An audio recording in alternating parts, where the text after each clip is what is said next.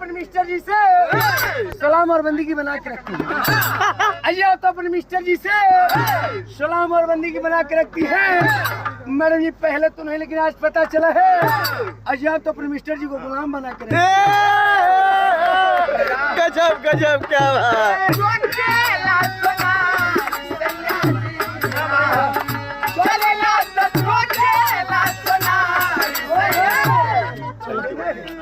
अजय लाख सिंगार हो परोठों की लाली की जलवा है कुछ और। अजय लाख सिंगार हो परोठों की लाली की जलवा है कुछ और है। भाई साहब घर में बीवी कितनी भी सुंदर हो, ससुराल में छोटी साली का जलवा है कुछ और।